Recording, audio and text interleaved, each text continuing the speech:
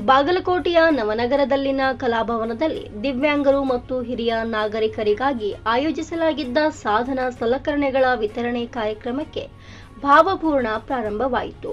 ಕೇಂದ್ರ ಸರ್ಕಾರದ ಅಡಿಪ್ ಹಾಗೂ ರಾಷ್ಟ್ರೀಯ ವಯೋಶ್ರೀ ಯೋಜನೆ ಅಡಿಯಲ್ಲಿ ಆಯೋಜಿಸಲಾದ ಈ ಸಮಾರಂಭದಲ್ಲಿ ಸಂಸದ ಪಿಸಿ ಗದ್ದಿಗೌಡರ್ ಅವರು ದಿವ್ಯಾಂಗ ಸಮಾಜದ ಜ್ಞಾನಪರ ಶಕ್ತಿಯನ್ನ ಶ್ಲಾಘಿಸಿದ್ರು. ದೈಹಿಕ ಅಡಚಣೆ ಇದ್ರೂ ಮನಸ್ಸು ಜ್ಞಾನದಿಂದ ತುಂಬಿರುವ ಸಮಾಜವೇ ದಿವ್ಯಾಂಗ ಸಮಾಜ ಎಂದ ಅವರು, ಪ್ರಧಾನಮಂತ್ರಿ ನರೇಂದ್ರ ಮೋದಿಜಿರವರ ದಿವ್ಯಾಂಗ ಎಂಬ ಪದದ ಸಂವೇದನಾಶೀಲ ಬಳಕೆಯ ಮಹತ್ವವನ್ನ ಒತ್ತಿ ಹೇಳಿದರು.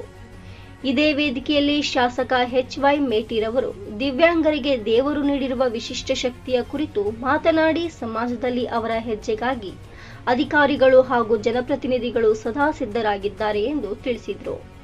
ಜಿಲ್ಲಾಧಿಕಾರಿ ಜಾನಕಿ ಕೆಎಂ ರವರು ಸಾಧನ ಸಲಕರಣೆಗಳ ಶಾಸ್ತ್ರೀಯ ವಿನ್ಯಾಸದಿಂದ ಜೀವನ ನಿರ್ವಹಣೆಯು ಸುಲಭವಾಗುತ್ತಿದೆ ಎಂಬುದನ್ನು ಶ್ಲಾಘಿಸಿದರು. ಜೊತೆಗೆ ಮೂಢನಂಬಿಕೆಗಳನ್ನ ಕಿತ್ತೊಗೆದು ನೈತಿಕ ಬಲದ ಜೊತೆಗೆ ದಿವ್ಯಾಂಗರನ್ನ ಮುಂದೊಯ್ಯಬೇಕು ಎಂಬ ಸಲಹೆ ನೀಡಿದರು. ಜಿಲ್ಲೆಯ 653 ದಿವ್ಯಾಂಗರಿಗೆ 1210 ಸಾಧನಗಳು ಮತ್ತು 124 ಹಿರಿಯ ನಾಗರಿಕರಿಗೆ 615 ಸಾಧನಗಳು ವಿತರಿಸಲ್ಪಟ್ಟವು.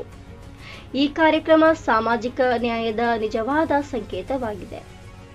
ಸಾಧನವಿಲ್ಲದ ಬದುಕಿಗೆ ಸಾಧನದ ಬೆಳಕು ನೀಡಿದ ಈ ಕ್ಷಣ ಸಮಾಜದ ಸಮಾನತೆಗೆ ಹೊಸ ಅರ್ಥ ನೀಡಿತು.